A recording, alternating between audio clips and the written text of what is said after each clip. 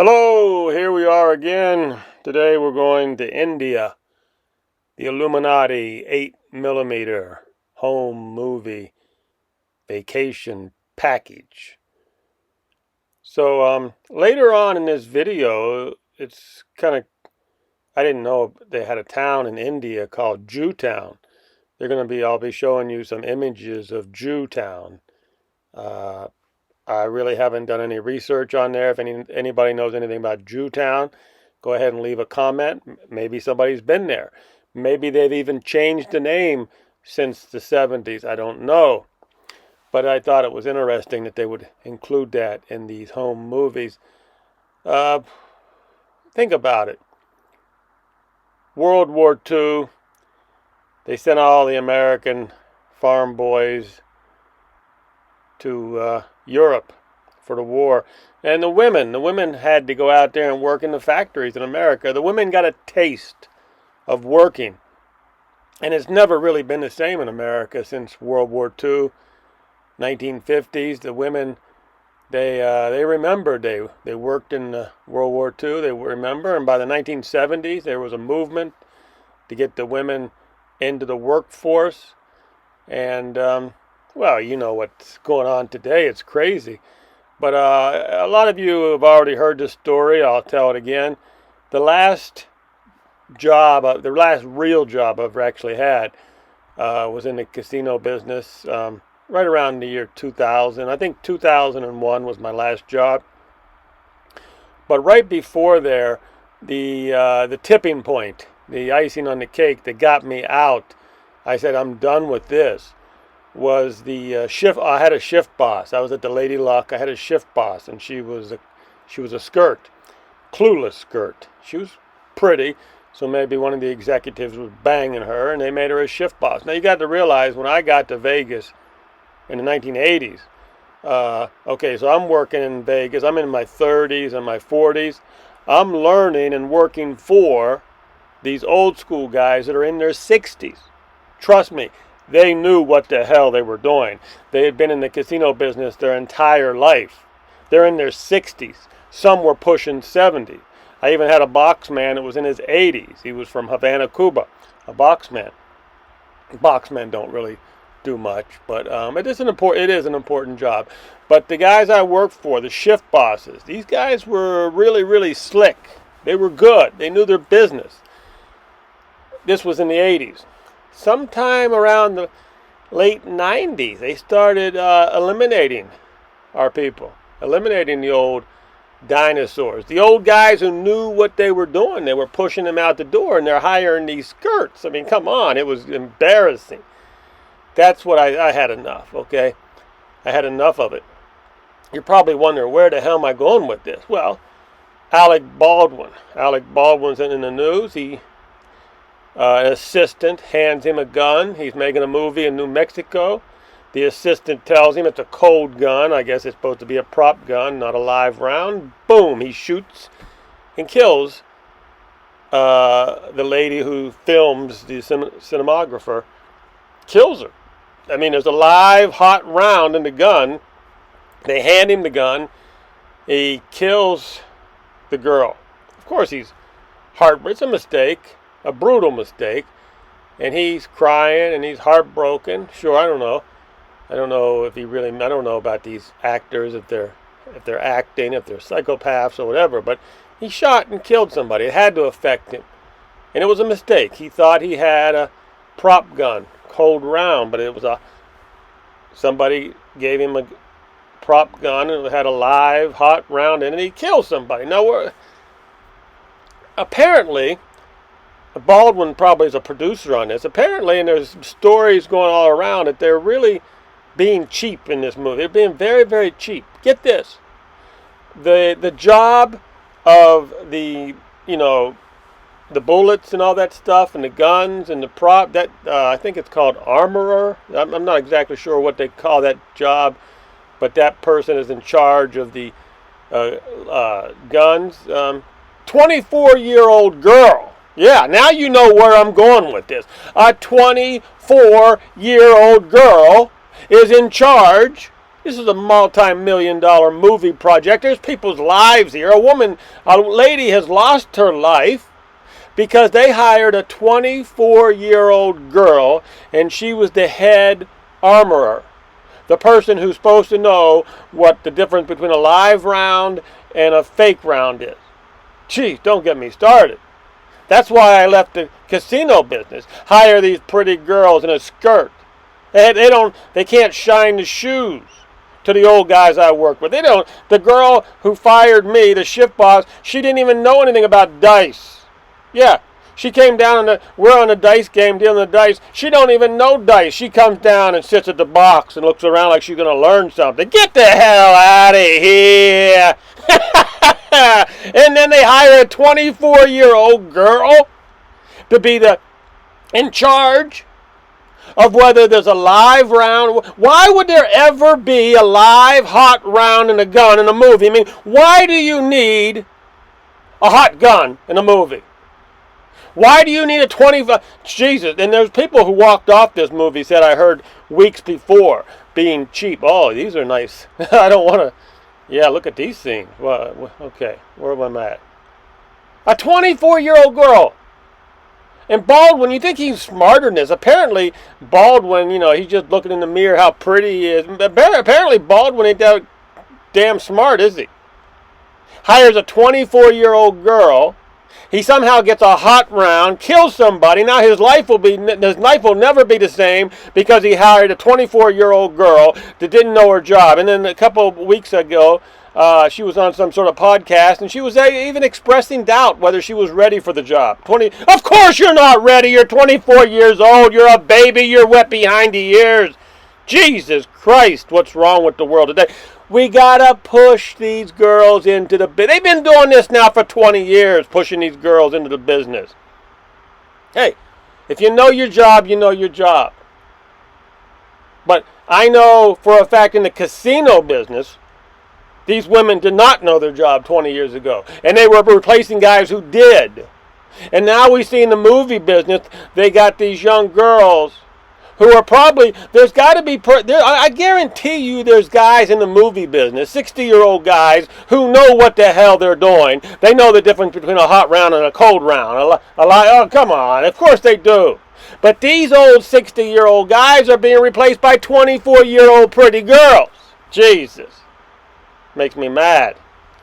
Makes me angry because somebody lost their life. It doesn't matter that I didn't have a job in the casino business. Good riddance. It was good riddance. I don't need the damn casino business. I'm better off out of the casino business. So bringing those skirts into the casino business, getting me out of it, that was a good thing for me. But that was one thing. Now there's a lady dead. Dead. She ain't going to go into any career field anymore. She's dead. Oh, this is Jewtown right here. No, this is the cemetery. After here, you go into Jewtown. Okay, I'm not going to go into this. Everybody knows a story about how you had capable men being pushed out the door, replaced by women, because there's a movement. The movement. You know what they can do with the movement? I'll tell you where they can put the movement. I mean, when it starts costing people lives, okay. Anything else we need to talk about? Oh yeah, one more thing. It's all in the news now. There's gasoline in some little town in California, $8 a gallon. We all know California's got like lots of taxes tacked on. For every gallon of gas in California, they got lots of taxes on there. So it gets the knocks up there, $5, $6. Now apparently $7, $8 in some remote areas in California. They're blaming this on Biden. And I even heard a guy on the radio station I listened to. He's blaming it on Biden. Normally it's these Trump people. Everything that goes wrong is Biden's fault. And I made a little video, and I think I made this video yesterday or the day before. There was a thoughts that were going in my head after I'd heard this guy Gentry blaming Biden. This Gentry, I think he's the owner of the radio station, plus he's a DJ there. And he's blaming Biden for $8 gas in California. And it kind of got on my nerves because the president don't do anything. The president, though, for the most part, they don't do anything. And these were my thoughts. I mean, it all has to do with inflation, the Federal Reserve note, the banking cartel. And I'll just leave you with some of the thoughts I had after, I was thinking about it at the time. So I'm listening to my favorite oldies channel in Las Vegas. It's a good channel. I think it's owned by a guy by the name of Gentry. He seems like a nice fella. Reminds me like of a mom and pop radio station. One thing I did learn is that you think they're there every day, going to work, operating the radio station every day. No, sometimes they're gone for weeks. Everything's pre-programmed now. The computer, put it this way, the computer does everything on radio stations now. But that's not what I was here to talk about, or what I want to talk about. It's so Gentry's on there, and of course he's a Donald Trump man, and he was complaining this morning about the Joe Biden interview with the rich gay guy on mainstream media, and he said it's sad. It's sad. They asked the president, how are you going to lower gas prices? And the president really didn't have a good answer. He said, I don't know, maybe we can get it down 18 cents or something. Joe Biden doesn't really give a shit about the price of gas. He already got his job. He'll be in and out. Joe Biden is just trying to, be a grandfather figure to America and boost our spirits, blah, blah, blah. But anyhow, Gentry says, he's on his soapbox. Gentry says, well, all you have to do is reverse everything you've done so far, Mr. Biden. And apparently the gas prices will come down. Of course, Gentry's probably in his 70s. Who knows, maybe 80s, the older generation. And what gets me with this older generation, who cannot figure out that the prices are going up because the Federal Reserve banking cartel has printed trillions and trillions and trillions and trillions and trillions and trillions of dollars. Sent it overseas to the Middle East. Sent it to this country and that country. They say most of the dollars are out of the country. The bottom line, the prices in America are going sky high on every damn thing because of the trillions of dollars, fake dollars, fiat dollars, that the Federal Reserve banking cartel prints out and gives to their friends overseas. And it has nothing to do with any president. Has nothing to do with Hillary or Donald Trump or Joe Biden or any other puppet politician out there. It's the bankers, the elite illuminati families who run the banks. It's the people who are in control of the fake fiat dollars, who print them by the trillions. They send them overseas to their criminal families. They've got these $100 bills stacked up so high you wouldn't believe it, but they're not in this country. A lot of these $100 bills will be coming back to the country. The prices are going up. I just can't understand it. Everybody blames everything on the president. The president is a nobody. He does nothing.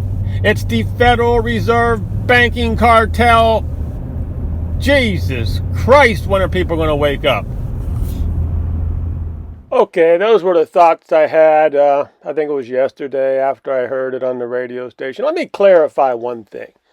Of course the president does some things. The president has a leadership role. But sometimes, okay, I'll give him this much. Sometimes the president can have a cause and effect just because the corporations don't like the president. They want to make the president look bad. For example, they do use the price of gasoline as a weapon against the president. So if the president, to keep the president in line, so to speak, they can raise the price of gas to make the president look bad. I mean, the president has nothing to do with the price of gas going up, except for maybe when he signs a $3.5 trillion budget deal. Of course, yeah, but that has to do with Congress and the Senate. That has to do with all the politicians, okay? They're going to spend $1 trillion. They sign it. The president signed it. Yeah, that has meaning. They've been doing that for a long time. So it's, but the president actually having something to do with the price of gas going up, only because maybe the oil companies want to make him look bad. So I do think there is something to that, possibly. And look, and it even fools people. Like, here's got this guy who owns a radio station, Gentry, and he's blaming Biden for this high gas. And maybe that's exactly what the oil companies have done good. The oil companies raised the price of gas, and they're blaming it on Biden. So I guess the illuminati, the corporations, their system does work when it comes to raising the gas and making the president look bad. But I hope people realize the president doesn't really have any control over the price of gas, except for possibly when he signs a $3.5 trillion budget deal, and then everything goes up in price, including gasoline, and that's where we're at. Is that trillion dollar budget deal going to get passed? Probably. Well, does it matter if it's $2 trillion or $3 trillion? It doesn't matter, because next 3 years from now it'll be $5 trillion and $6 trillion, until nobody has any faith at all in the Federal Reserve note.